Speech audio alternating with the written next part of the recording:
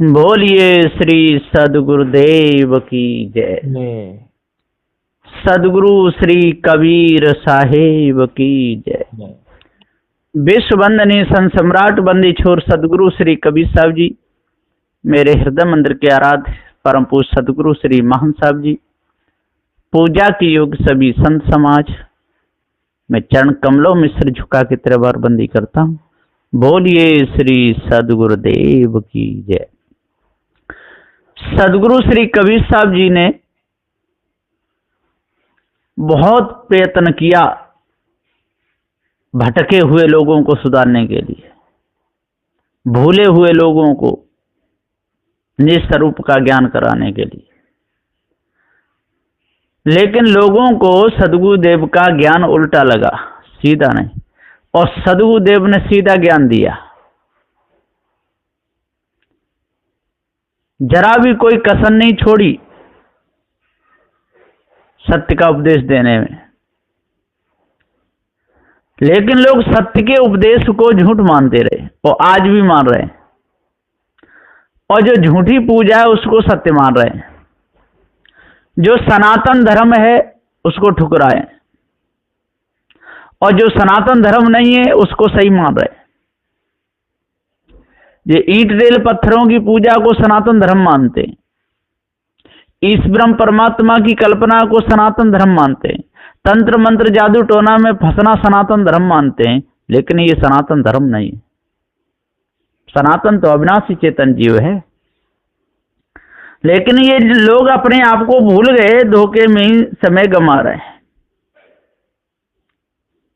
साहब ने कह दिया, अविनाशी तू सत्य है, यों सो विचारे विचार। हे अविनाशी चेतन जीव, तू ही सत्य है, तेरा नाश नहीं होता। तेने अपने ऊपर जो कल्पना की है कि कोई अविनाशी है, ये तेरी बहुत बड़ी भूल है। इस भूल में बड़े बड़े ज्ञानी, बड़े बड़े ध्यानी चले गए, और आज भी इस भूल से कोई निकलना नहीं चाहता है। सब के सब उसी भूल में समय गंवाना चाहते हैं।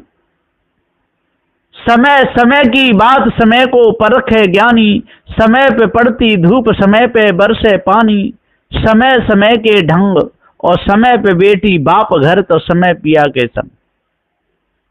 सब समय की बात है।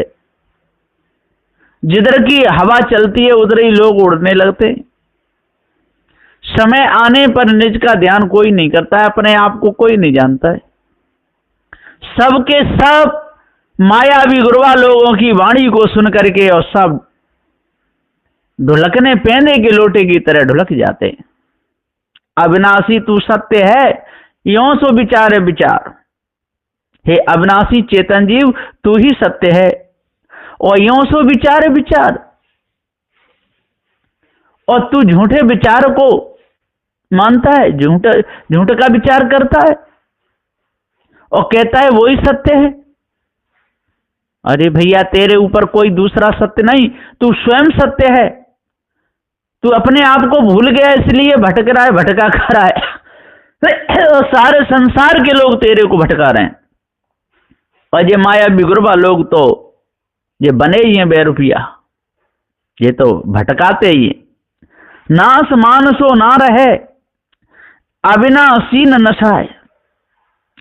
और नासमान है वो तो रहेगा नहीं, और अविनाशी का कभी नाश होगा नहीं।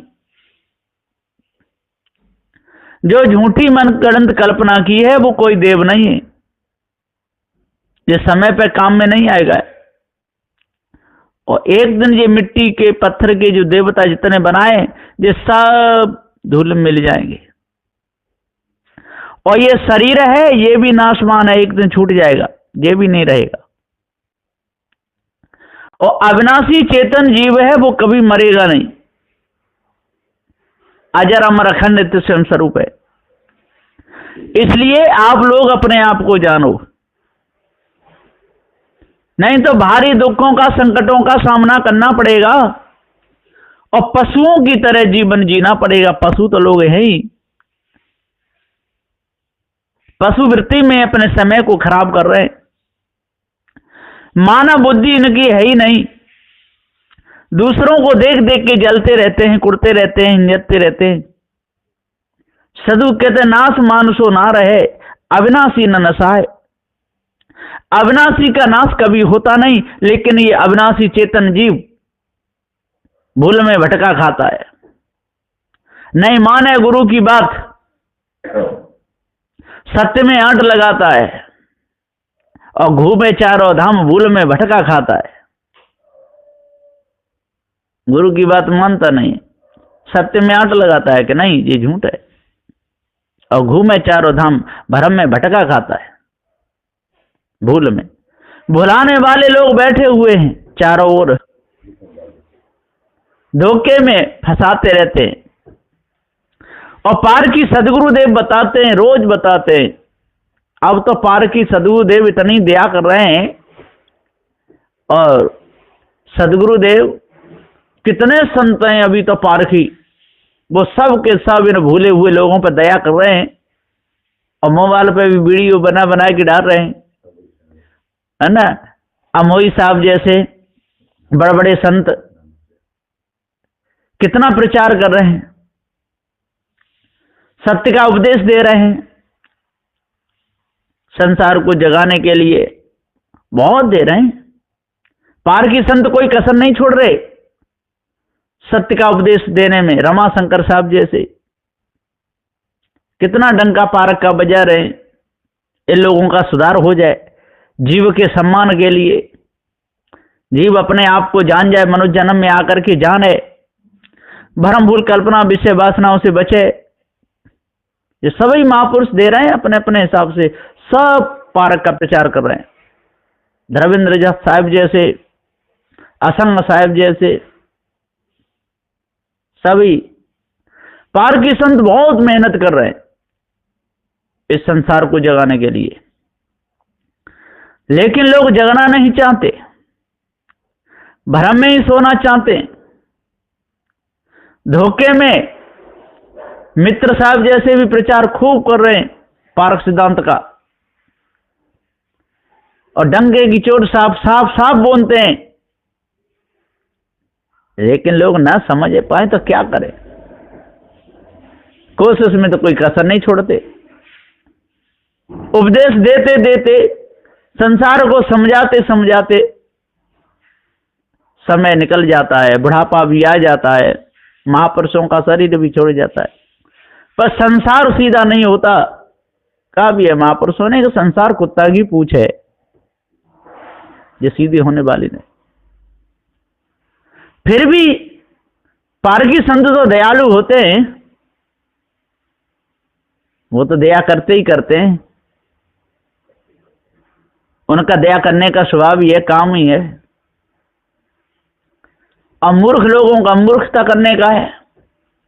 कहीं कहीं तो साधु श्री कबीर साहब के उपदेश को सुन करके लोग आग बबूला हो जाते, लड़ने को तैयार हो जाते।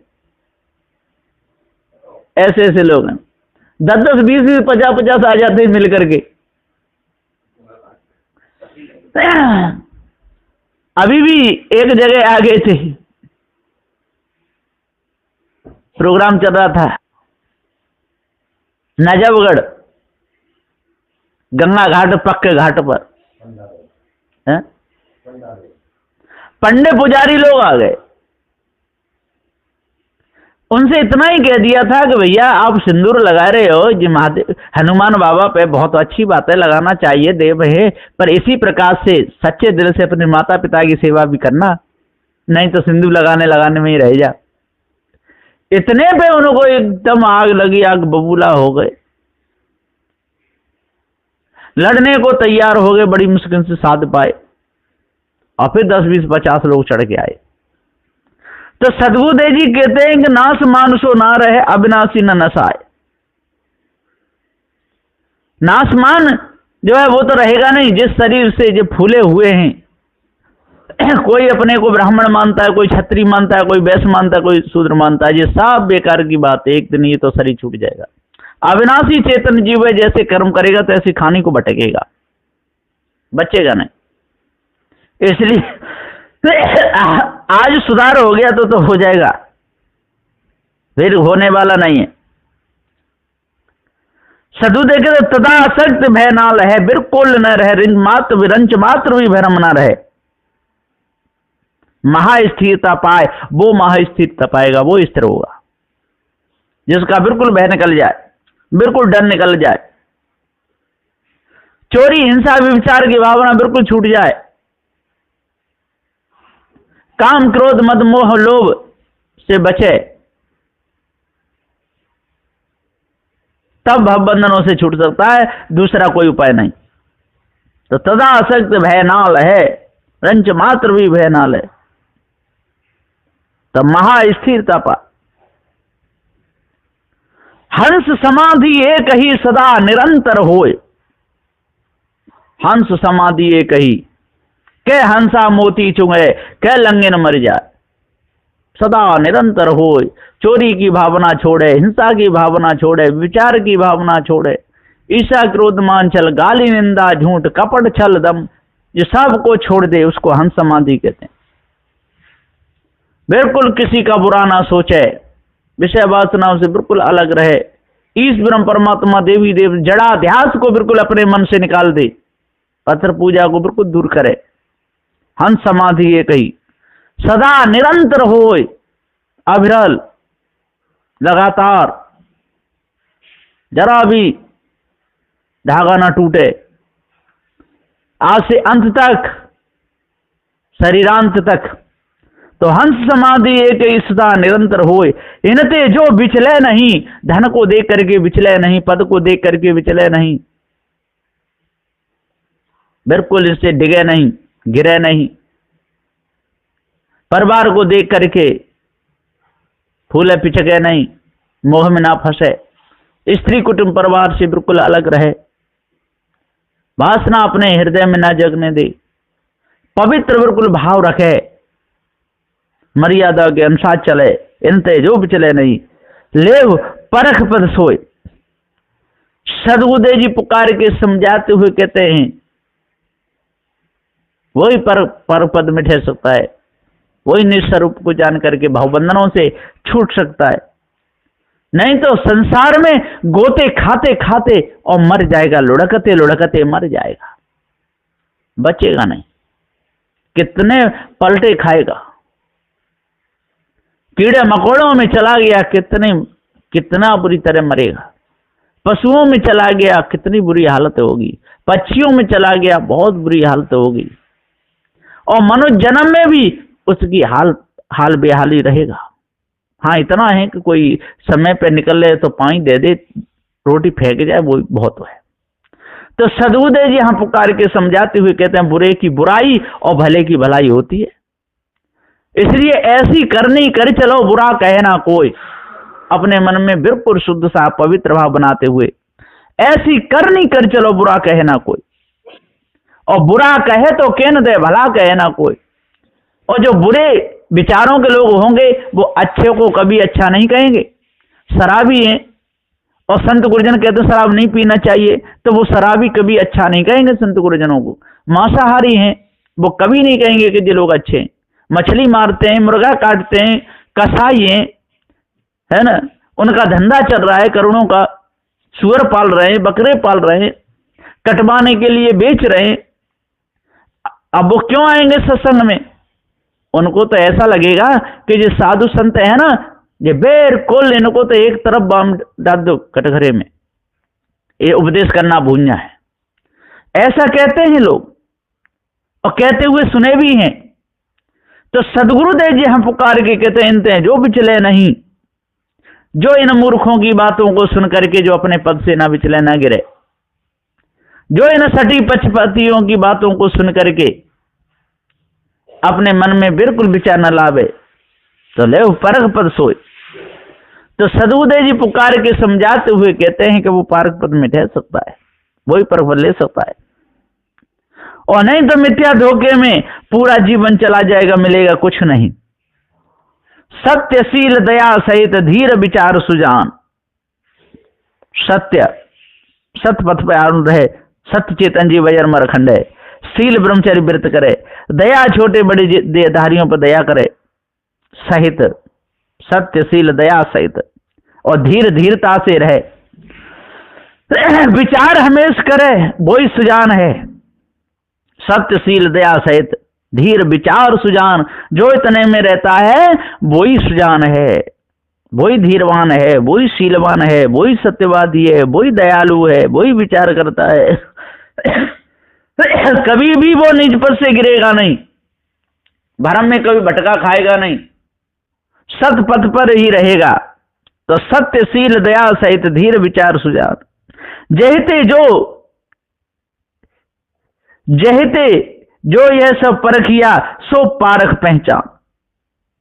सद्गुरुदेव जी कहते हैं कि जहते जो यह सब परखिया, जो इन शब्दों को सुन करके, सत्यनारायण के विचार को सुन करके और अपने आप को जान ले और समझ ले कि मेरे द्वारा सारी वस्तुएं परखने में आ रही हैं।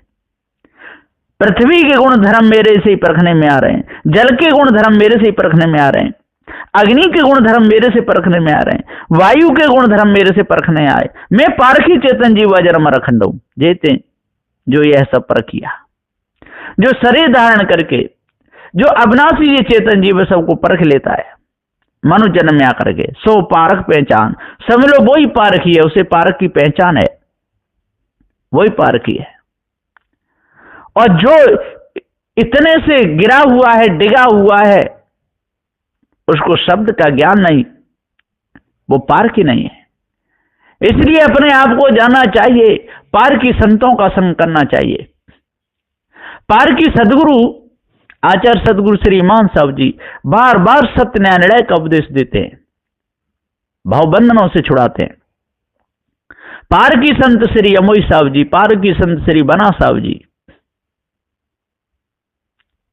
पारखी संत श्री मित्र साहब जी, श्री उत्तम साहब जी, ये प्रचार भी करते हैं, सत्य का उपदेश देते हैं, घूम घूम करके जीव पे दया करते हैं। लेकिन लोग दया के पात्र नहीं, वो तो भरम भूल कल्पना में ही जाते हैं, वो तो भरम के पात्र हैं, भरम को अपने अंदर बसाते हैं, झूठ को बसाते हैं। सत्यशील दया सहित धीर विचार सुजान, और जहते जो यह सब परखिया, किससे? ये चेतन जीव के द्वारा ये सब परखने में आते। सो पारख पहचान, जो अपने आप को जान ले, भरम को तोड़ दे, वो पारखी है। और जो अपने आप को न जान पाए, धोखे में ही रहे, वो बेपारखी है, उसको सत्य का ज्ञान है ही नहीं, भरम में भटका खा रहा है, धोखे में डूबा हुआ है। परख भूमिका भिन्न है, मिले न काहू को भाई। सद्गुरुदेव जी कहते हैं परख भूमिका ये पत्थर पूजा से भिन्न है, जल की पूजा से भिन्न है, अग्नि की पूजा से भिन्न है, वायु की पूजा से भिन्न है। परख भूमिका भिन्न है, परख भूमिका। सद्गुरुदेव जी कहते हैं चेतन ही पारखी है, ज्ञान ही पारख है, इससे अलग कोई दूसरा नहीं है। पृथ्वी जल वायु अग्नि से अलग है, इसलिए सबको परख लेता है, परख भूमिका भिन्न है। और जब ये जीवन मुक्त हो जाएगा शरीर रहते रहते, तो शरीर छूटने पर विदेह हो जाएगा। परख भूमिका भिन्न है, मिले न काहू को भाई।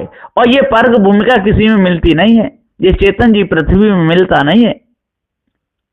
पृथ्वी और चेतन जीव एक नहीं है, अलग अलग गए। जल और चेतन जीव एक नहीं है, अलग अलग गए। अग्नि और चेतन जीव एक नहीं है, अलग अलग गए। और वायु चेतन जीव एक नहीं है, अलग अलग गए। सद्गुरुदेव कहते परख भूमिका भिन्न है, मिले न काहू को भाई। किसी भी भाव से किसी मिलती नहीं। और पत्थर पूजा करने से तो पारक ज्ञान हो ही नहीं सकता,